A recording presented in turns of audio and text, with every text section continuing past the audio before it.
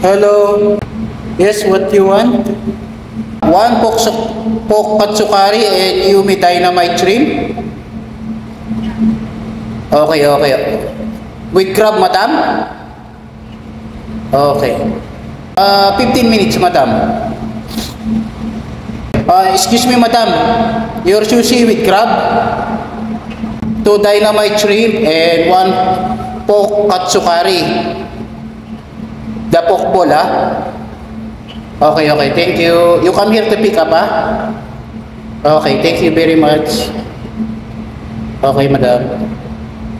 Pagkatapos ko nga nakausap si madam ay pinrint ko na ang kanyang order. Diretso na ako sa kusina at inuna ko nga niluto dito ang breaded chicken or ang aming katsukari. At eto nga't nag-prepare na ako ng kanyang gulay ng karos at patatas. Kinat ko lang ng maninipis yan at sinama ko na sa pinipritong manok or chicken. After nyan ay niluto ko na ang kanyang curry sauce. At sinutay-sutay ko lang ang mga preyan at nilagay ko na ang aming mga special sauce dyan or ingredients. After nyan maluto ay ilalagay na natin sa ating takeaway bowl ng ating curry sauce. Katapos ko nga maluto ang ating curry sauce ay ginawa ko na ang ating sushi na 4 pieces habang niluluto natin ang ating breaded chicken.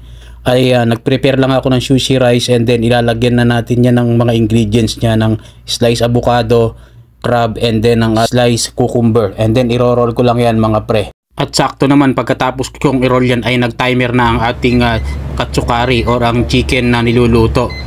Pagkaalis nga natin sa tray yan ay lalagyan lang natin ng konting tissue yan or dadampian lang natin para mawala ng konti ang kanyang oil. At kinat ko na to ng strip na maninipis at nilagay na natin sa poke bowl na may kasamang rice and then sinama na natin ng sauce at ilalagay ko na dyan sa ating mahiwagang bintana.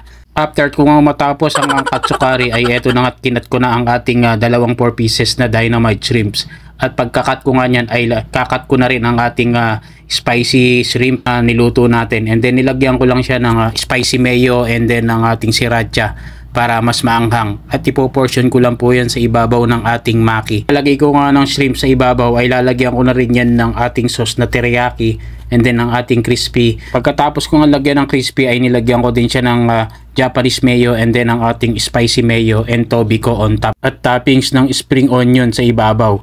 And then pagkalagay ko nga yan mga pre ay lalagyan na rin natin ng cover yan. At ready na natin yan iserve sa ating customer. At syempre, ilagay natin sa mahiwagang bintana. Pagkalagay ko nga dyan sa ating mahiwagang bintana at ako pa rin ang kukuha nyan.